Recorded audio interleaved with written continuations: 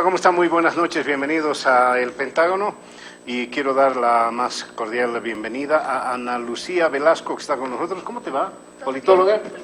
Politóloga. Hablando de politólogo, está con nosotros Franklin Pareja, politólogo. Franklin, ¿cómo te va? Buenas noches a todos, un gusto estar en El Pentágono.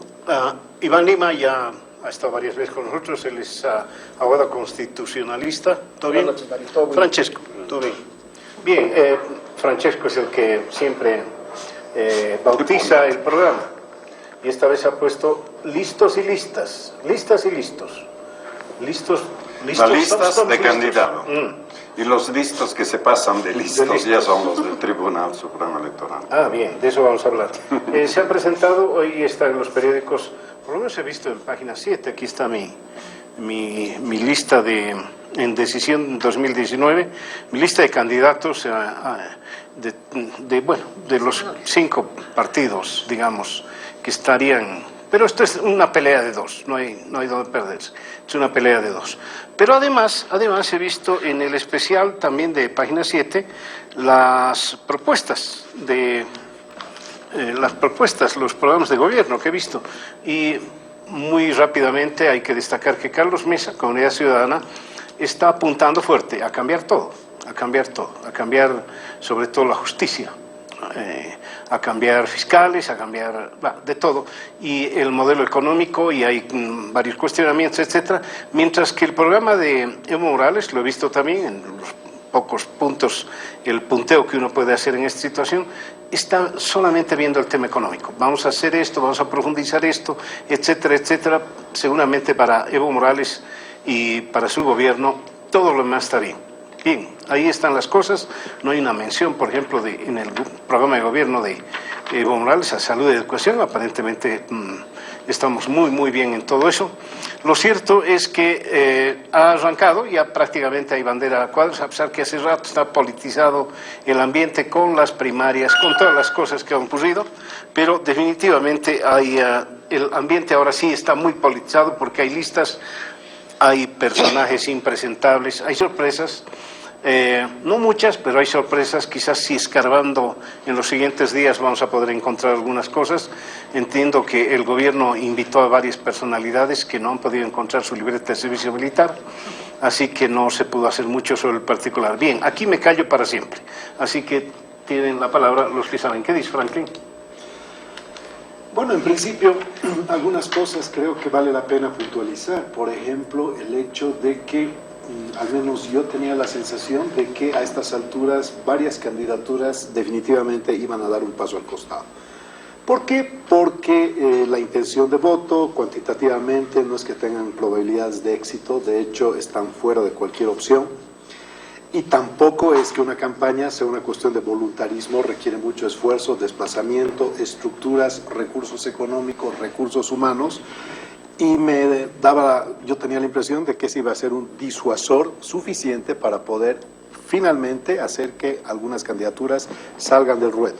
No ha sucedido eso. Entonces es evidente que lo que históricamente se da en Bolivia es que la fragmentación prevalece.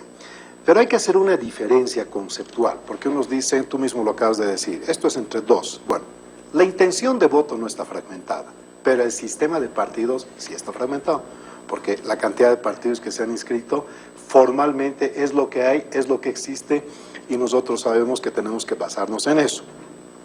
De hecho, cuando veamos encuestas, estos fragmentos, estos partidos chiquitos, que los podríamos denominar fragmentos, pueden suponer un alto riesgo, porque si la disputa es muy cerrada, no te olvides de que un 5%, un 8% de diferencia podría ser lo que viabilice una segunda vuelta o inviabilice una segunda vuelta. Entonces estos fragmentos son altamente riesgosos y por eso también el coro de voces está en sentido de que las oposiciones tienen que definitivamente unirse para hacer más potable y más viable en primera instancia esta contienda electoral.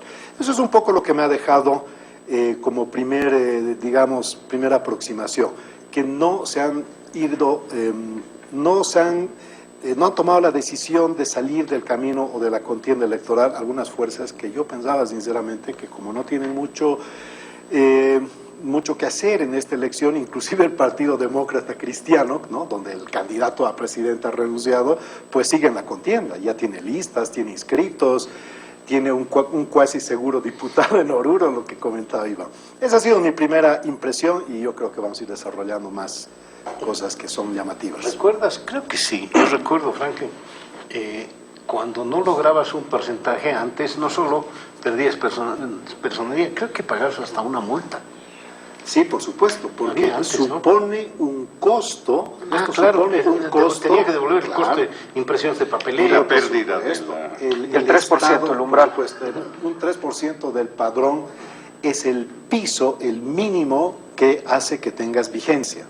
Por debajo de eso, obviamente, no tienes una representación o representatividad lo suficientemente consistente como para aspirar a ser un partido nacional. Pierdes la personería jurídica y además no pagas interesa una más multa. grave que pagar la multa. Así No, es. es que no.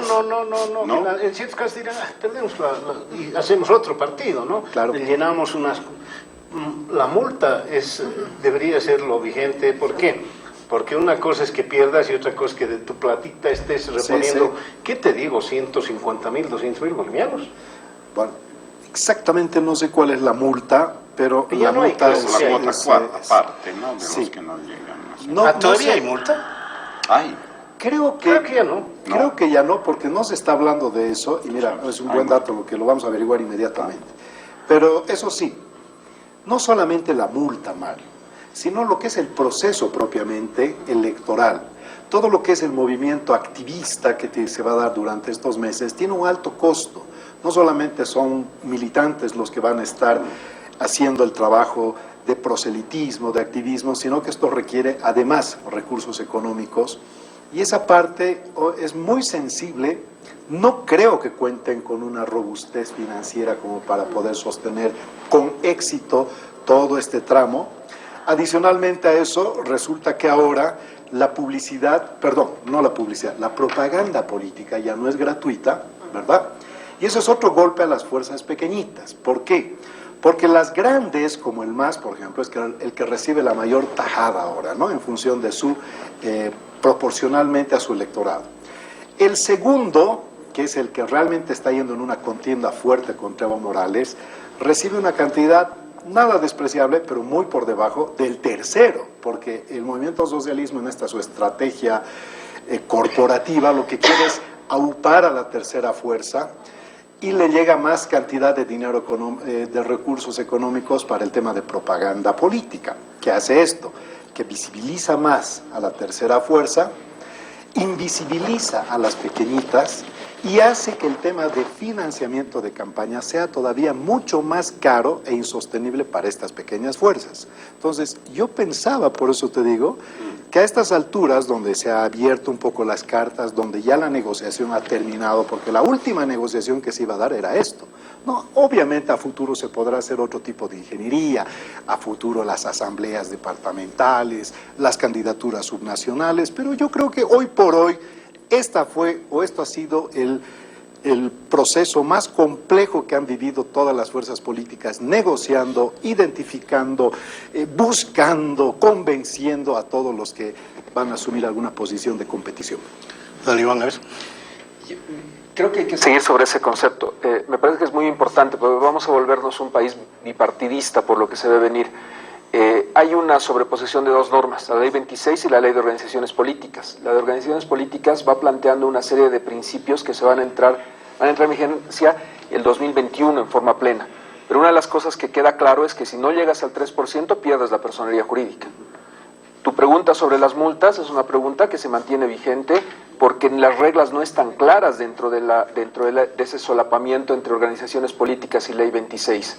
Podría fácilmente el tribunal emitir un reglamento, como ha pasado en este momento entre las renuncias y las inhabilitaciones, que nos vaya cambiando el sentido del desarrollo hacia las subnacionales, porque tenemos un proceso de subnacionales que está en febrero, en puertas ya de iniciarse, y me parece que todos esos elementos nos muestran que va a haber una desaparición de muchas fuerzas políticas. Es más, es posible que muchos diputados, porque su partido no llegue a superar el 3%, no puedan ocupar el curul que les represente. Luis Eduardo Siles está como primer plurinominal en La Paz, es el jefe del MNR. y uno diría que probablemente su partido no llegue al 3%. Lo mismo en el caso de UCS, y Irumaki Cárdenas Catari, el hijo de Víctor Hugo, está como primer diputado plurinominal por La Paz. Diría que este escenario, como se presenta, con falta de claridad de normas, nos va a presentar una situación que me parece que es importante para el ciudadano. Tenemos los programas desde hoy, todos los partidos políticos ya han puesto sobre la mesa los programas, coincido de que no hay grandes novedades, no han sido, algún partido ha presentado un programa que si fuera profesor de ciencias políticas creo que lo aplazaría, de 16 páginas o menos y sin responder a las preguntas importantes que tiene el país. Las listas de candidatos o lo que se viene en este momento, ¿qué es lo que va a definir el próximo Parlamento boliviano? Creo que esa es la pregunta más importante en este momento. ¿Cómo están las listas y qué se ha ido consolidando en este proceso? La paridad de género es una gran victoria. Parece que es una cosa muy importante que ya tengamos en el país, ya no debates de si van a estar o no van a estar las mujeres están, ya tienen su lugar. No tengo la misma lectura no tengo la misma lectura de los jóvenes. Si bien hay hay 2 jóvenes que tienen 18 años y están en las listas, no están en los mejores lugares, están como suplentes o están en cargos que no son los de franja de seguridad en este momento. Si tú lo ves en esa perspectiva, coincido en el criterio de que esto se viene venir una elección de dos partidos. Por lo que se sabe, y esto está en la Constitución, si Evo Morales no supera el 40%, va a haber una segunda vuelta. Se sabe que las encuestas que están en este momento y en las próximas horas siendo públicas, le dan a Evo Morales alrededor de un 36-37%. Entonces, si ese es el escenario, va a haber una segunda vuelta porque Evo Morales no llega al 40%. Obviamente hasta octubre pueden cambiar las cosas y esos 3 puntos de diferencia podrían llegar a conseguirlos Evo Morales para no tener que ir a una segunda vuelta. Pero hay otro factor, hay un segundo factor para que no haya segunda vuelta, que es la diferencia de 10 puntos porcentuales. De acuerdo a estas mismas encuestas que me refiero, la diferencia entre Evo Morales y Carlos Mesa es todavía de 11 puntos o un poco más. Entonces, si ese es el escenario, estamos hablando de que Ortiz se vuelve un factor determinante, porque Ortiz no le quita voto a Evo Morales, le quita votos a Mesa.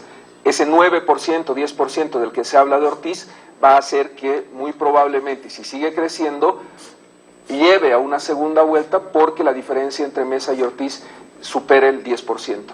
Y el factor relevante, por eso es importante estos 9 meses de campaña, los indecisos todavía se mantienen en un margen grande, 14, 15% de indecisos, todavía es un factor que va... Perdón, 9 meses, ¿has dicho de campaña? No, 3 meses, 3 meses, es un error de mi parte. Los 3 meses que vienen de campaña van a representar en este momento un escenario muy conflictivo. Sabemos que hay la probabilidad de que se elija un reemplazante en lugar de Rodríguez, pero no hay reglas claras en el Tribunal Supremo Electoral. No dicen si tienen que hacerlo esta semana o hasta el 11 de agosto.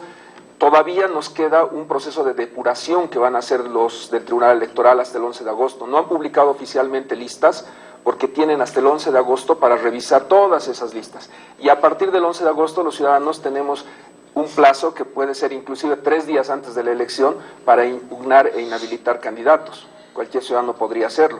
Entonces, me parece a mí que... Pero eso es solamente para diputados y senadores, no es para candidatos a binomios. Sí.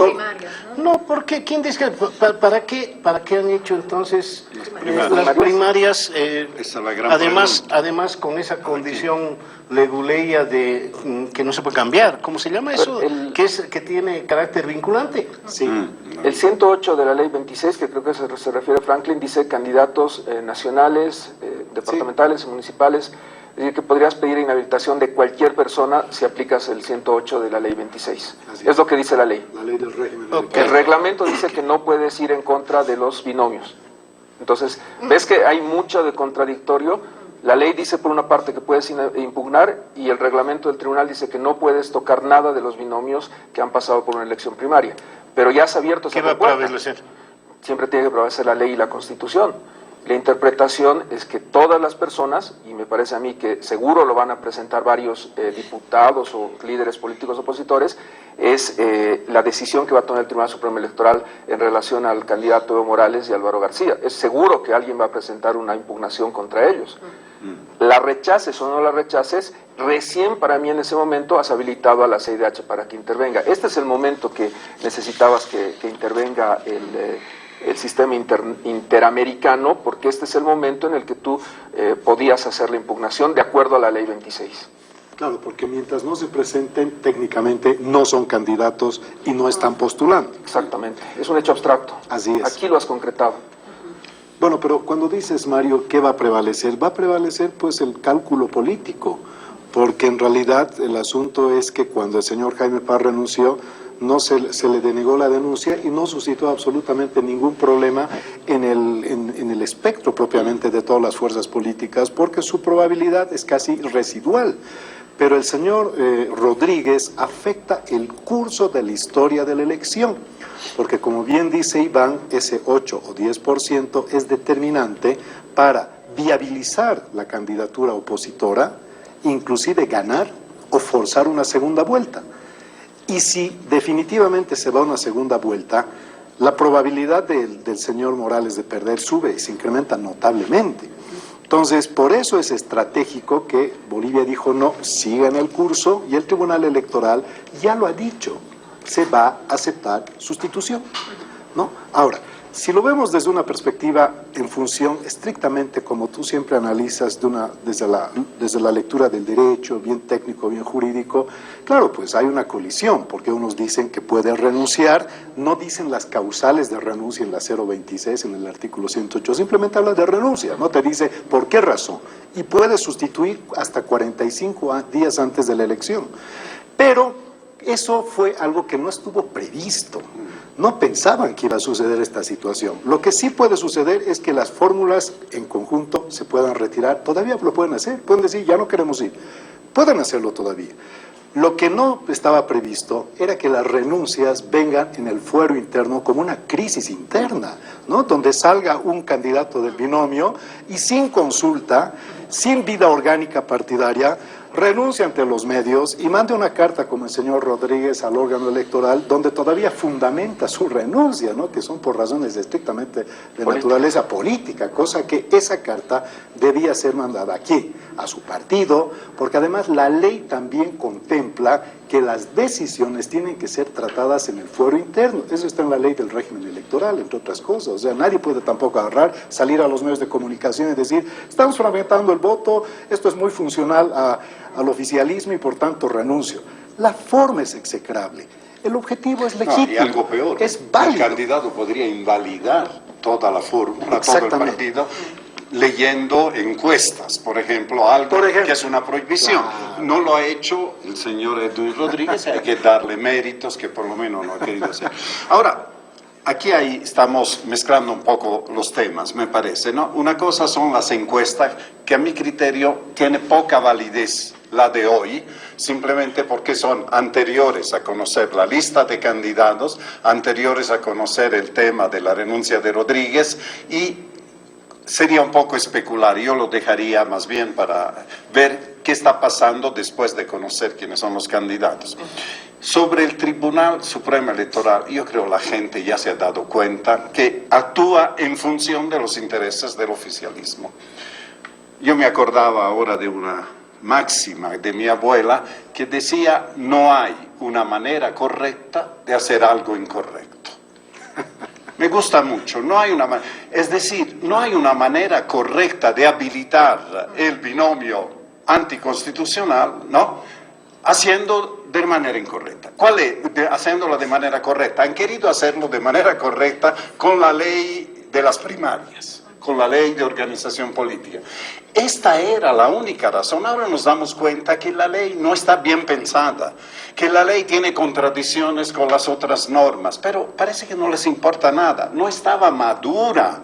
Esa ley debía haberse pensado más, lo dijeron los mismos proyectistas. Pero esa ley ha cumplido sus objetivos, Francesco, y ha cumplido los objetivos políticos, ha cumplido, pero por al eso, pie de la letra. ¿Cuál era el objetivo? Por eso, pero ahora estamos sufriendo la consecuencia de querer hacer de manera incorrecta, ¿no?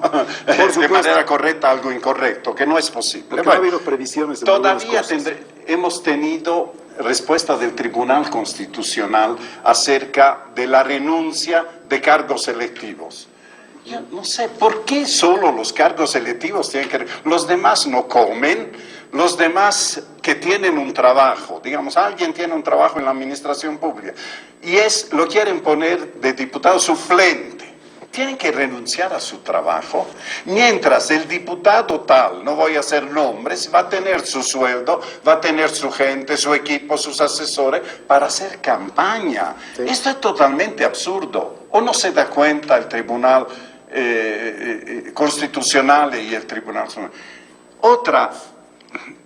Otro aspecto de hipocresía, lo del segundo idioma, del idioma nativo. Sí. Si algo debían declarar inconstitucional o ir contra los derechos de las personas, que uno habla el idioma que le da la gana. Si quiere hablar 3 indígenas o ninguno indígena, lo hace.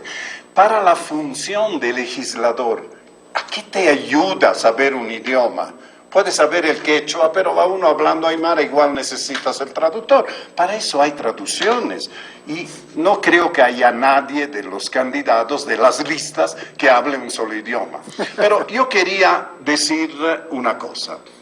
¿Cuáles son los criterios que han guiado antes de ver los nombres de la lista? No sé si estarán de acuerdo y me puse a reflexionar sobre este criterio. No a los políticos antiguos. Todo el mundo, ¿no? No queremos políticos de antaño, renovación, jóvenes, mujeres. Casi hasta el MAS tiene muy poco reelecto, digamos, repostulando, ¿verdad? Sí. Ahí se cuentan en los dedos. Y tal vez el que tiene más en Bolivia dice no, que tiene a algunos diputados y senadores reciclados. En el caso de Comunidad Ciudadana, como es una fuerza nueva, casi todos son nuevos. Pero ¿está bien eso? Es muy bonito como bandera, estamos renovando, pero ¿cuánto cuesta que un diputado aprenda el mecanismo de funcionamiento de la Asamblea, de las comisiones, a revisar leyes, a entender los problemas? No debería haber, digo yo, un cierto equilibrio entre los que entran y los que salen. Debería haber renovación, pero al mismo tiempo un poco de continuidad. Pero la moda ahora es poner gente de 18 años. Hemos tenido por 3 horas la presidenta más joven. ¿Qué me sirve eso? ¿Qué leyes ha aprobado? ¿Qué novedad ha aportado? Bueno, para el libro Después, la segunda cosa es cuál es la cantera. Si son nuevos, si hay que renovar, como en el fútbol, ¿no? Los equipos tienen su cantera. El MAS tiene su cantera de los movimientos sociales, donde la gente se mata para escalar. Entonces, uno que ha estado ya no puede estar más, ¿no? Porque le toca a los otros. Entonces, en todos estos movimientos sociales hay una renovación, cambian uno por otro. Esta es la razón por la cual no hay continuidad. En el caso de Comunidad Ciudadana son las alianzas en las ciudades, básicamente Tarija, Potosí y La Paz, ¿verdad? Con Solbó, con Oliva y con el Comité Cívico, con los cívicos de Potosí, tengo entendido que sí. Pando, la alianza con Leopoldo Fernández ha hecho también, ¿no?, que se pongan candidatos que vengan de estos acuerdos. Y Bolivia dijo no, ha firmado creo 100 acuerdos con las plataformas. Estos 100 acuerdos hay que pagar, cobran en algún momento, no es solo sacarse la foto. Entonces tiene que poner un joven de aquí, aunque la plataforma tenga 15 personas, quieren tener su representante. Yo no sé si así, eso es un mecanismo para construir institucionalidad. A mí me parece que estamos equivocados en eso. Y la última cosa son los uninominales. Yo veo uninominales débiles. He leído un poco las listas y no hay personalidades. En anteriores elecciones hubo pelea, en la circunscripción 7, en la 8, pero ahora no, cada vez se están y se está dando mayor peso a los plurinacionales, porque si no gana el uninominal, el plurinominal tiene más probabilidad de salir.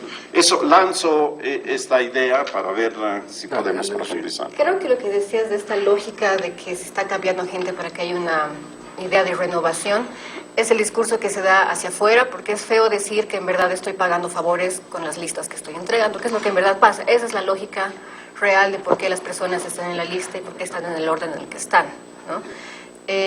Porque de renovación, o sea, de ansias de renovación, no creo que haya mucho, la verdad. Para mí es bien importante que le mandemos un mensaje a ese 15% de indecisos, o también a las personas que ya tienen decidido su voto, que a veces pareciera que vamos a las elecciones y vamos a votar por un binomio, por dos personas, presidente y vicepresidente. Y cuando salen las listas, nos acordamos que en verdad no, estamos votando por todo un grupo, todo un equipo, ¿no? Entonces no basta, claro. Y precisamente cuando salen las listas es cuando podemos ver qué tan sólido es ese equipo y qué tan sólida es la base ideológica de los partidos.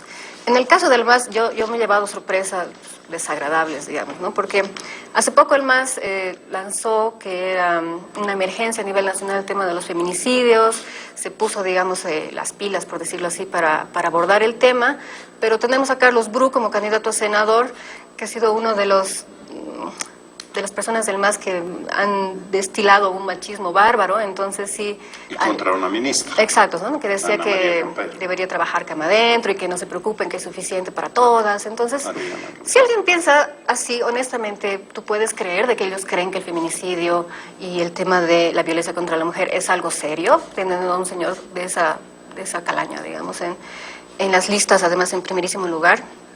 Jesús Vera está como candidato, una persona claramente antiderechos, ¿no? Que por oponerse a la ley de educación sexual que lanzó la alcaldía, se lanzó varias declaraciones totalmente homofóbicas, totalmente antiderechos, como les digo, que te hace pensar, ¿no? Si realmente esta especie de pantalla que tiene en el mismo programa que lanzó el MAS decía, ¿no? Vamos a defender los derechos de las minorías y tienes a un Jesús Vera de repente muy alto en las listas. Entonces, ¿cómo vas a hacer para que ese señor, por ejemplo, respete la ley 045 y no cometa actos de discriminación como lo hizo, ¿no?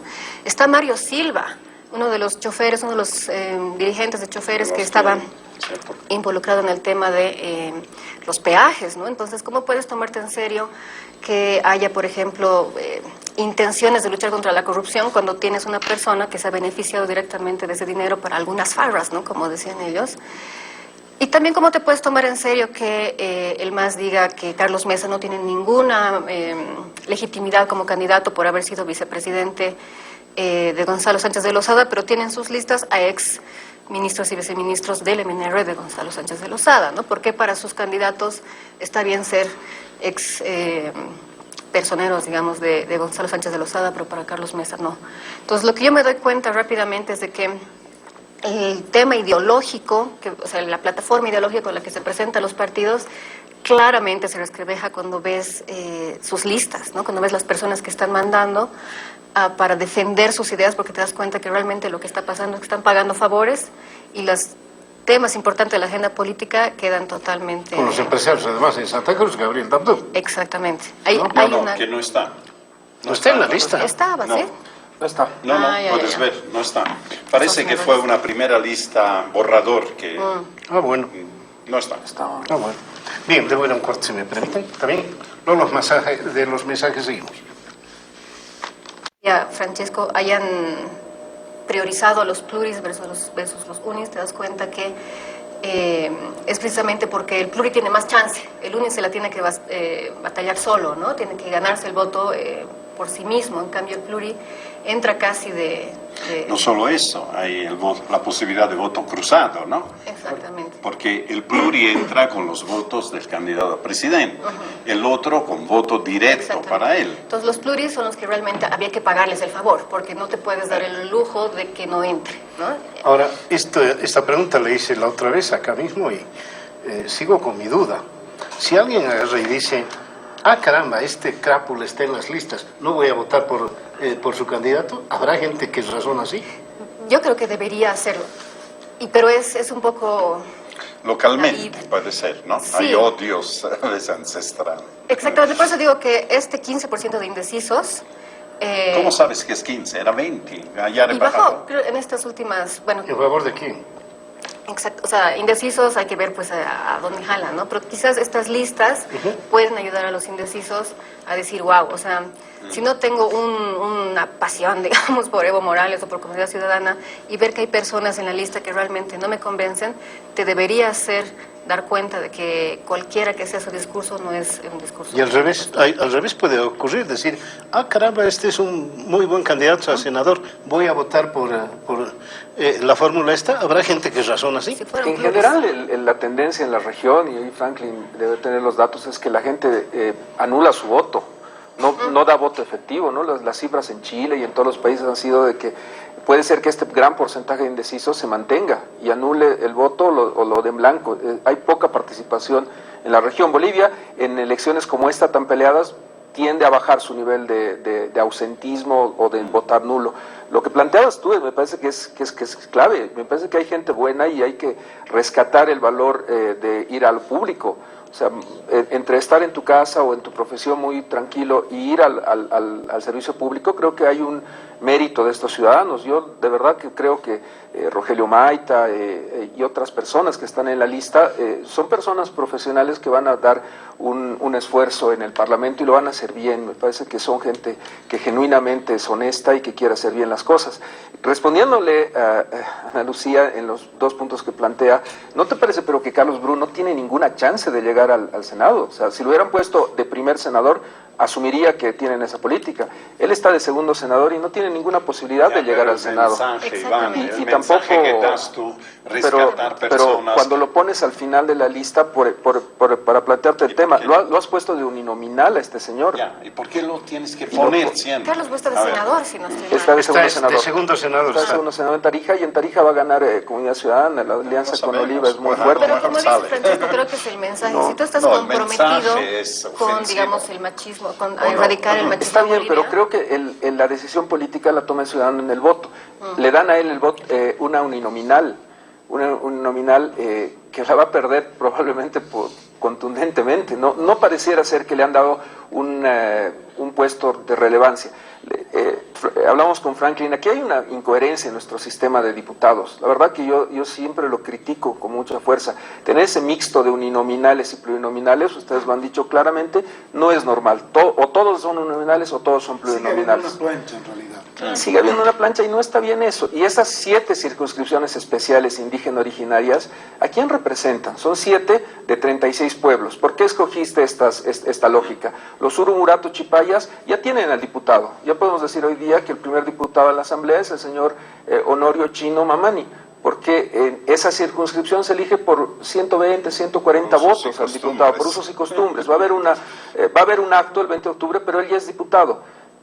Y en cambio, 100.000 paseños o 150.000 cruceños van a tener que escoger un diputado. No parece que sea muy coherente lo que hemos hecho en nuestra Cámara Baja. Creo que tenemos que ya de una vez, en este censo que se viene, distribuir por población la representación y todos tienen que ser uninominales. Tener plurinominales me parece que es algo perverso y lleva a la lógica que has planteado. Lo que pasa es que en ese sentido Santa Cruz tendría más diputados, pues, Pando se queda sin ninguno. Pero tiene 4 senadores. Sí, pero sigue habiendo representación poblacional, ¿no? Debería haber un mínimo. Antes en la Constitución había un mínimo. Había mínimo 4 diputados.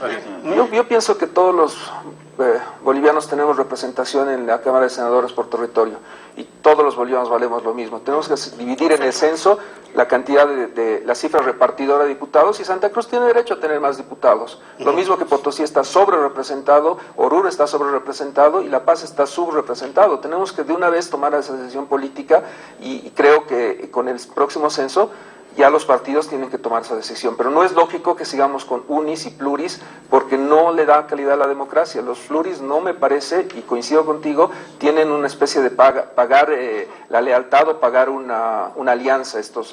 Tienes que pelearlo en tu circunscripción, eso es la calidad de la democracia. Y esa es exactamente la razón por la cual no nos deshacemos de los pluris, porque a ninguna sigla política le conviene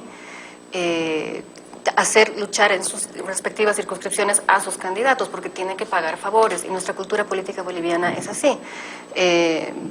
Hago alianzas pequeñitas en las cuales les digo, bueno, ahorita apoyame, vota por mí, sal a marchar, mostrar que tengo apoyo, y después te voy a pagar con algo. El presidente lo dijo claramente, sin pelos en la lengua, que ha sido súper difícil armar las listas en esta ocasión porque todos querían, ¿no? Es precisamente... Lanzó la pelota hacia adelante, ¿no? Claro. Va a haber elecciones municipales. No se preocupen, les vamos a dar lo Sí, que les hemos vamos a prometido, dar se los algo. vamos a dar después. Es algo que ya está totalmente normalizado en nuestra política, a pesar de que, como tú dices, no es justo, no tiene sentido y es más bien perjudicial para la democracia, ¿no? A ver, si me permites, en esa línea, yo no sería tan extremo, ni tampoco emitiría un juicio de valor tan genérico, en sentido de que esto es pagar facturas así de una manera tan desaprensiva. Para empezar, las fuerzas y los partidos políticos tienen su grupo estratégico duro, que es necesario tenerlos en la Asamblea Legislativa. Es necesario tenerlos. ¿Por qué? Porque tienen su núcleo duro, que es básicamente la correa de transmisión de la confrontación de ideas donde tiene que ser, en la Asamblea Nacional, ¿no? Una confrontación dialéctica, confrontación de ideas, de argumentos, y no una confrontación de escupitajos y de gritos y de lanzarse cosas que más o menos yo creo que hemos visto unas de las peores asambleas de los últimos tiempos, esta particularmente, y cuando tú, Francesco, hacías mención a que la renovación tiene que venir con un cierto equilibrio, porque también hay una memoria histórica, un saber hacer que se va desarrollando con el tiempo y que hay que preservar también una parte de eso. Eso me parece razonable. Pero en esta asamblea particularmente creo que el 90% no vale nada, ¿no? Entonces nos han demostrado que nunca ha habido una interpelación, es decir, que ha prosperado, ¿no? No hay realmente una plataforma legislativa que haya desarrollado... Estás hablando de los últimos 13 años. Sí, pero yo te diría que Especialmente. de más a menos, es decir, cada vez se ha ido empobreciendo más la calidad. Estos últimos 5 años. Los Sí. 2/3. son Entonces, fíjate, arruinantes. en algunos países el grado de profesionalización es importante, pero aquí pareciera que eso ya lo llaman discriminatorio, un comentario de corte clasista, en fin. Cuando tú tienes y necesitas que precisamente esa Asamblea Legislativa sea lo más eficiente posible, porque ahí se tienen que tomar las decisiones estratégicas y estructurales para el país.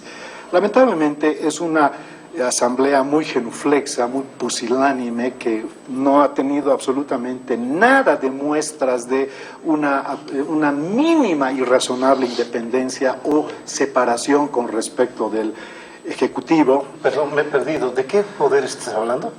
del órgano legislativo.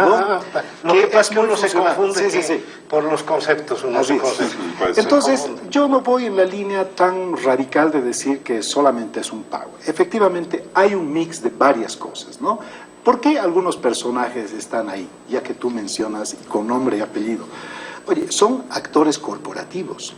O sea, detrás de estos actores hay un aparato corporativo, ¿no? Hay sectores sociales, ¿no? Esto es importante. En política, la política no se hace solamente con un gran currículum, una gran cara o con puro altruismo. La política es una batalla, es intensa, es dura. Si tú quieres entrar a una moralina, a un exceso de moral, o te vas a chocar con que a lo mejor tu eficiencia política no sea tan viable, llegado el momento de estar compitiendo con tigres que tienen malas artes, pero que finalmente justifican los fines con sus malas artes.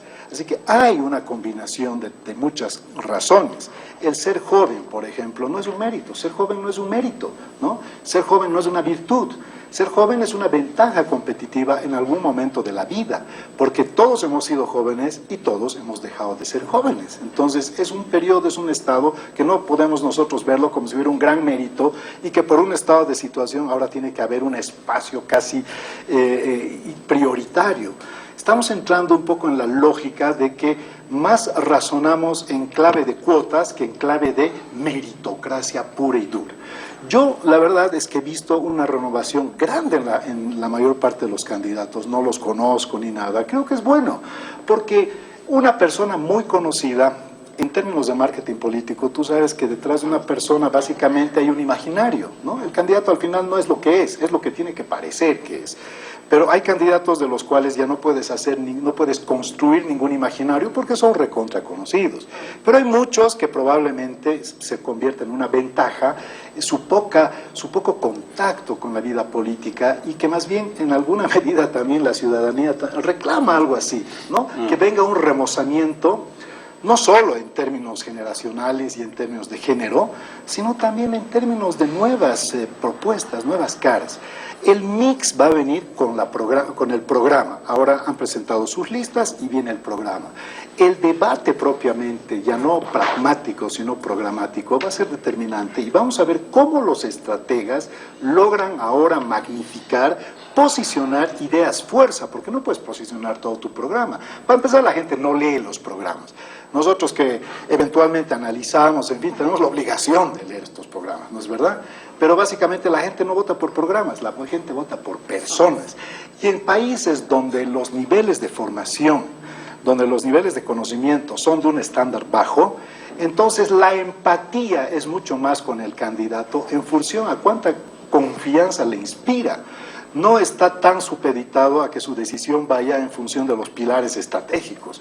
Entonces, tú haces una mención, por ejemplo, este tema, este otro tema, son claves, los han puesto ahí. Tú mismo lo has dicho, ¿va a llegar eso a posicionarse en el razonamiento del ciudadano en algún momento? Probablemente sí, pero ¿va a ser determinante? Yo creo que no. Entonces, ¿por qué? Porque algunos que son actores corporativos son muy eficaces en términos de desempeño electoral y del activismo que tienen que realizar. Entonces se convierten en actores importantes dentro de su fuerza política y en el análisis que harán de costo-beneficio, yo creo que han considerado que metiendo a esta persona, caramba, se ha mandado unos comentarios de lo más execrables, pero nos va a servir en esto y en esto. Entonces, haces tu relación costo-beneficio y tomas decisiones a veces que parecieran completamente... Eso se llama pragmatismo. Totalmente, por ahí va. Es política. Claro, pero no puedes hacer el mismo día, en eso estoy con Ana Lucía, ¿no? Un gabinete de mujeres y presentar la lista con gente que Sí, por ha supuesto. tenido actuación. Tiene que haber más coherencia. Ahora, yo diría, para no ser solo crítico, tú has hecho algunos nombres, también hay nombres ilustres. Hay que rescatar de todos. Por ejemplo, en el MAS, el hecho de Freddy Mamani, ¿no? Es una persona que ha hecho conocer un estilo arquitectónico que a uno le puede gustar, ¿no? Como decía, ¿no? Una casa editorial, sobre gustos no hay nada escrito. Habían pedido un libro sobre gustos no hay nada escrito. Entonces, uno le puede gustar o no, pero ahí está, es un personaje que lo invitan internacionalmente. Es un profesional, es un arquitecto interesante, ¿no? Marta Noya, yo he escuchado críticas sobre Marta Noya porque ha sido viceministra en el gobierno de Doni, era por el MBL, si no me equivoco. Es decir, no era movimentista, pero, digamos, profesionalmente es una persona de todo respeto en Chuquisaca, ¿no? Y bueno, otros nombres. En Comunidad Ciudadana, persona como Silvia Salame ha sido magistrada, es una persona que ha actuado dentro del derecho de una manera correcta, Cecilia tiene Requena, buen prestigio. La Cecilia Requena la hemos tenido acá varias veces, más que activista, es una profesional del ambiente y tiene idea clara. Yo nunca la he visto radical, ¿no? de las que se amarran con cadenas para defender algo, pero con criterio, conciencia. Y Loyola, a mí me parece que Loyola Guzmán es un gran símbolo de este país, para que no nos olvidemos que esta democracia tan maltratada, tan martirizada hoy en día, ha tenido una historia, ha tenido también, ¿no? Luchadores, algo contra las dictaduras. Y en Bolivia dijo no, no te olvides de Vania Sandoval en Comunidad. Vania Sandoval. Vania es hija de Isaac Sandoval Rodríguez. Sí, no, gran valor en Santa Cruz. Sí, la conozco desde pequeña. Y Bolivia dijo no, Álvaro Puente. A mí me parece una persona, un intelectual, además alguien que ha tomado posición. Claramente Bolivia dijo no, y ahora por coherencia está, y por cruceño está en Bolivia, dice no. Son personas que si entran, incluso otras más, las que yo conozco, con mis limitaciones, pero si entran son personas que te dan una cierta garantía que van a actuar también con criterios éticos y no como lo que hemos visto los últimos 5 años, que realmente daba vergüenza, ¿no? Ni siquiera poder... ¿Cuántas leyes han vuelto a la Asamblea Legislativa porque estaba mal hecha. Han tenido que hacer una ley correctiva. Es decir, esa parte la que está mal y eso cuesta. ¿Cuántas leyes se han aprobado y después han tenido que anularse? El Código del Sistema Penal. Por ejemplo, el Código del Sistema Penal, por no ser un poco razonable, por querer meter a la fuerza ciertos artículos, cuando podían haber hecho el procedimiento, que todo el mundo estaba de acuerdo, y después ver el asunto de la reforma del Código. Entonces, algo de esperanza hay, ¿no? Pero hay que ver... Pero van a tener más comodidad, además. Más comodidad. Yo me acuerdo, habían diputados que decían... De pasillo. Diputado, soy de pasillo. Dice, ¿no? ¿De qué es de pasillo? Que caminaba a ver en busca de qué hacer. Ahora con ese mamotreto nuevo que están construyendo, Todos van a todos tener tienen oficina. Cada comisión tiene oficina. Cada diputado tiene secretaria, ujier y 2 asesores. Cada uno. Diputado y senador. Son Cómodo, caros, ¿no? ¿no? Está bien, ¿no? Tienen tiempo Sí. para leer, ojalá. Fue un parlamento que va a tener mucho de disgusto para la población, coincido, ha sido un mal parlamento, pero hay personas que van a volver, Susana Rivero, Valeria Silva, Elmar Callejas, hay alguien de Pando que también era suplente y ahora va de titular. Santa María. Hay otras personas en Bolivia, dijo no, que se repiten, pero tengo la misma esperanza. Creo que hay muy buenos abogados que van a entrar en la Asamblea. Enrique Cortés, el primer senador de Chuquisaca, es un ex consejero de la Judicatura, muy reconocido, profesor universitario. Silvia Salame, de verdad que hay esperanza de que el tema de justicia, que es algo que necesitamos con mucha urgencia en el país, vaya a tener buenos parlamentarios. También coincido, Francesco, creo que tenemos gente realmente valiosa en esta lista de la Asamblea. Lo que sí voy a ser muy crítico es esta locura en un país pobre de tener diputados supranacionales.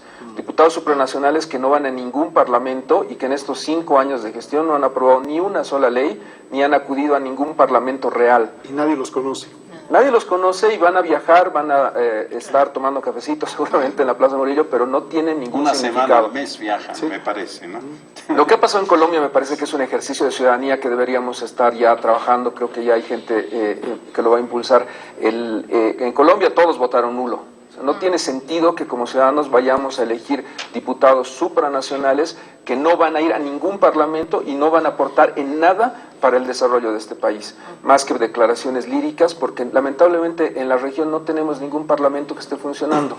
Ninguno de los parlamentos está funcionando, por lo tanto estos señores no deberían presentarse. Espero que varios de ellos renuncien y sería bueno que nosotros como ciudadanos evaluemos lo que han hecho los que se están yendo y lo que van a hacer los que vienen. Ahora, o sea, es verdad, hay gente buena, hay gente mala, pero creo que esta lógica de votar, como decía Franklin, en Bolivia se vota más por las personas, no tanto por los programas, es porque no tenemos una cultura del debate. Si ni los candidatos que están a presidente y vicepresidente quieren debatir, ni entre ellos ni con los demás, mucho menos lo van a hacer los plurinacionales, los uninacionales, los supranacionales. Entonces no nos queda otra que decir, este es buen tipo, este echa algo más o menos así. Y no hay ninguna elección sana que debería darse sin debates. Yo debería conocer a estas personas más allá de su currículum, qué piensan de estos temas claves. Y estamos obligados a decir, mira, hay más mujeres, el promedio de edad es tanto, cuando estoy de acuerdo con Franklin. No es ningún dato que el promedio de edad sea entre 27 y 32, si es que no hay una agenda joven real.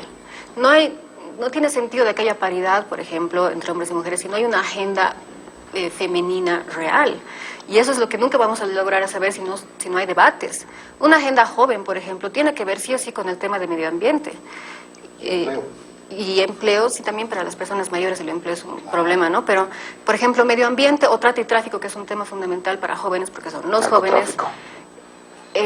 Tú ves los temas, digamos, que están priorizados en las agendas que han presentado los partidos, y te das cuenta que todos siguen proindustrialización, cuando el mundo está intentando salvarse del cambio climático y deberían empezar a proponerse nuevas formas, por ejemplo, de cambiar, yo que sé, el combustible a uno que no sea fósil, pero nadie está hablando de ese tema. Entonces no hay agenda joven, no importa que tengas diputados de 18 años, no hay agenda joven. Y también veo en los programas que han presentado, tampoco veo una agenda femenina, no veo una estrategia real para luchar contra el feminicidio, no veo una estrategia real para luchar contra los infanticidios, por ejemplo, que son las verdaderas, digamos, tragedias que está sucediendo en Bolivia hoy en día. Porque es que aunque hayan mujeres y aunque hayan jóvenes, no hay estas agendas. Y si no hay debate, pues mucho menos. Pero eso es lo que en la palabra has mencionado, debate. Ahora, es obvio que no va a haber debate entre los presidenciables. Es obvio, pero puede haber debate entre senadores y diputados. ¿No? Sí, eso puede haber. ¿sabes? Si Carlos Mesa le hace una invitación a Evo Morales no quiere, Carlos Mesa debería pues debatir con los demás, debería debatir en la calle, debería ir a las universidades y hablar con la gente. El debate no se agota si es que alguien no te tira bola, tienes que debatir todo el tiempo con todos. Entonces falta esa cultura de los diputados, de los senadores, de los candidatos en general. 3 minutos tengo, a ver, dale un minutito a los invitados, ¿sabes?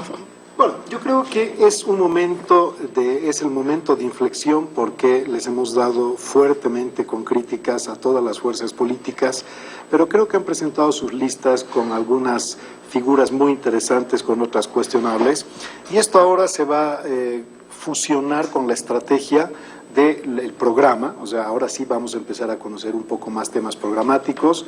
La campaña va a ser intensa en el nivel territorial. En un país donde es obligatorio votar, debería también el debate ser obligatorio, no debería estar sujeto a la discrecionalidad, y con esto termino. La gente, o muchas personas, o a veces está instalado en la sociedad de que el debate es para presentar la oferta programática. Falso. El debate te permite ver la interacción de tu candidato con otros candidatos, su agilidad mental, su talante democrático, su tolerancia, su viveza, su simpatía, porque la gente evalúa más emocionalmente que racionalmente, pero el debate realmente es fundamental. Entonces, el que no quiere debatir, indudablemente sabemos por qué es. Dale, un minutito. Creo que va a ser muy rico esto. Me dicen que Freddy Mamani no es el arquitecto, sino el dirigente de los maestros. Sí, es un homónimo, pero hay cosas interesantes en esta lista. Ponte Erwin Bazán, para mí es el tipo más pro vida de la región de Bolivia, está en la lista de Comunidad Ciudadana y no sé si es la posición de Comunidad Ciudadana. Sería interesante saber qué piensa cada partido. Gracias, Mario. Tengo, Ana Lucía, ya me han votado aquí del canal. Ana Lucía, te agradezco mucho. Franklin, Iván, Francesco, a ustedes por habernos seguido. Esto recién empieza. El próximo domingo estamos con un nuevo programa. Gracias.